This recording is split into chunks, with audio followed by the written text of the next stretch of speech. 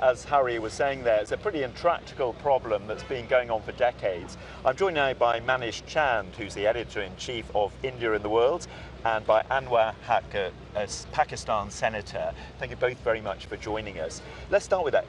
Can you see any possibility at all of this dispute ever being resolved once and for all? Manish? You see, Kashmir has a certain history, and that makes it difficult to envisage a solution given the long entrenched positions, I mean, what effectively you have a situation now whereby both countries are claiming the whole of the territory, right? And there are issues about ethnic identity, issues about how it happened. It's absolutely important when we talk about solution to the Kashmir issue to go back to the time under what circumstances Kashmir, the then princely state of Jammu and Kashmir, acceded to India. And we had around 600 odd princely states. The same format was followed.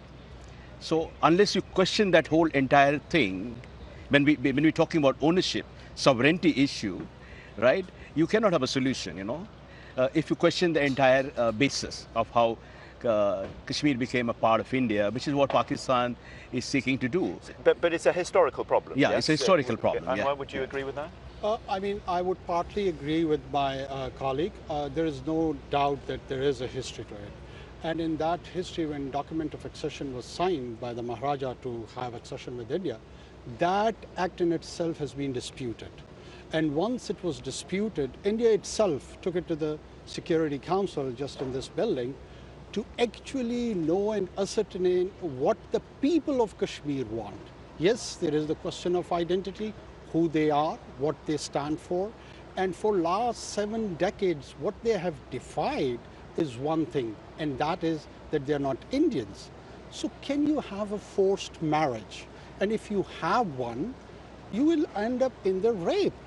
I mean, that is a deep psychological, emotional, and political problem, which needs to be understood. It's not at all just about territory.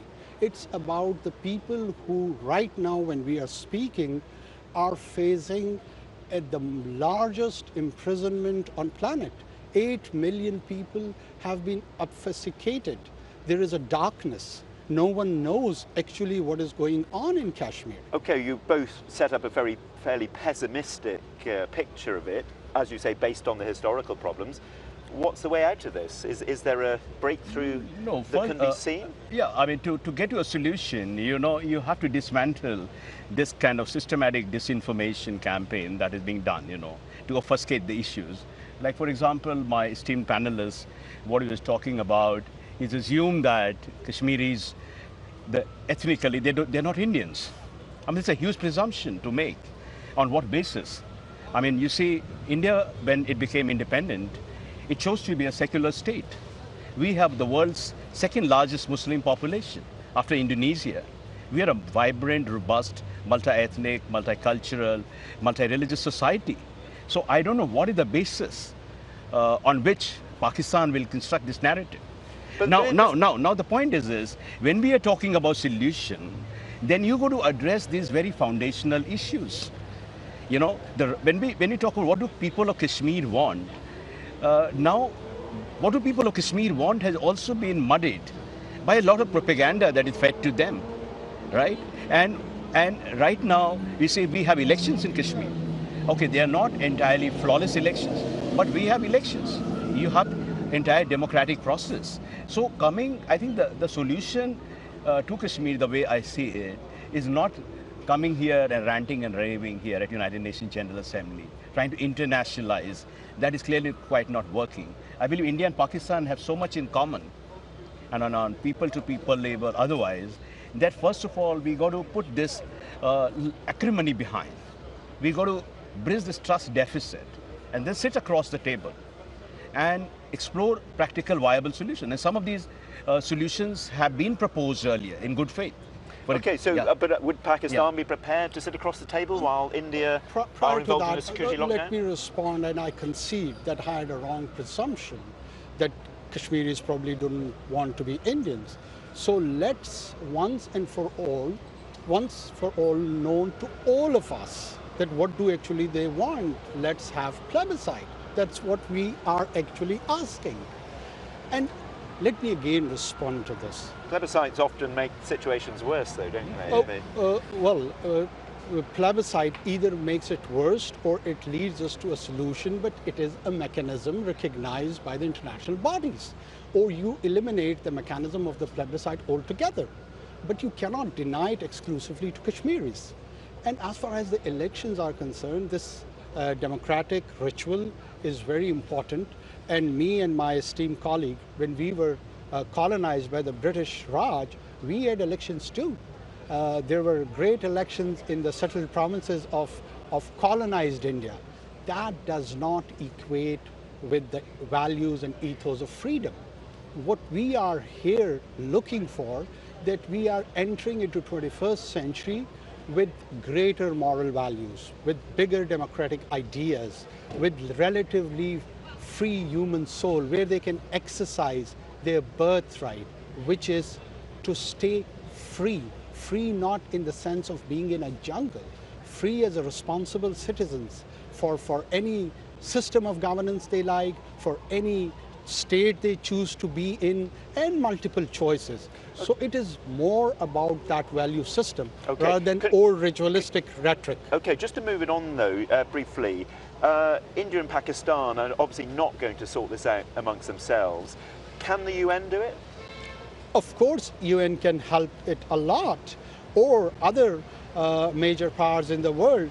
You know, when you are living in a periphery and you have got a neighborhood, and let's say there are problems, serious problem between the two neighbors who cannot resolve it, you go to the third household or the fourth one or the fifth one, and you take up your issue over there and you tell them your position, and so does the other neighbor. Okay, so Manish, all of them, they can contribute towards bringing a reasonable, peaceful, just solution. Let's put that to Manish. Can it be sorted out by the United Nations? I think, you disagree? yeah, that's right. What my esteemed colleague is saying is something which we already left behind, internationalization, mediation as a way to resolve. Unless you want to question the entire edifice, 1972, Shimla Pact, Lahore Pact, it was very clearly stated that any issues between India and Pakistan will be resolved bilaterally, including Kashmir. I think this was done after a lot of thought, because international powers, the major powers or otherwise, will always have their own set of vested interests. You cannot. There is a huge presumption of innocence there, that there is something called the enlightened public good which the international community has, and they will come entirely in good faith. So I think that's really complicating the issue further. It's going to create more animosity. So today's speech by Prime Minister of Pakistan, Imran Khan, was, to my opinion, in my assessment, it was a clear case of overkill, because he not only made a huge raft of allegations, a set of accusations, yeah. Okay, so we've got a problem where even two civilized analysts like yourselves cannot come to an agreement. So there's not much hope for the general population, is there? But can I just ask you very briefly, this has been going on for 7 decades. Can I ask you both, much longer do you think it will go on before there is a potential resolution? Just very brief.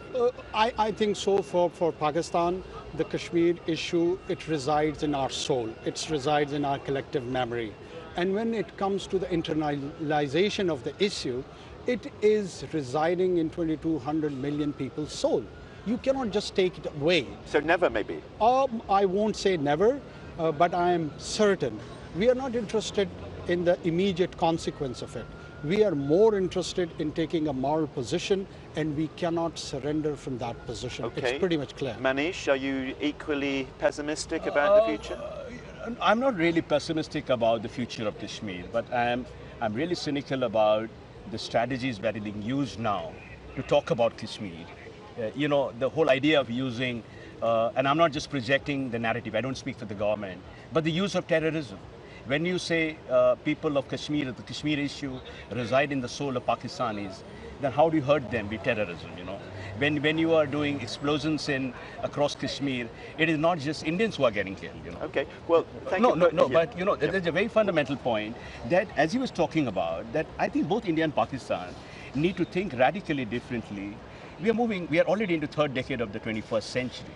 As neighbors, our destinies are intertwined, whether we like it or not. So we really need to take this long-range picture, keeping the people of Kashmir at the center, and not just talk about this in terms of sovereignty assertion alone. Okay, thank you both very much indeed. We're going to have to move on, but thank you both for your excellent contributions. Well, as Manish says, it's very much about keeping the people at the centre. And while the Prime Ministers were talking inside, there was a noisy protest outside, including some relatives of people in Kashmir at the moment.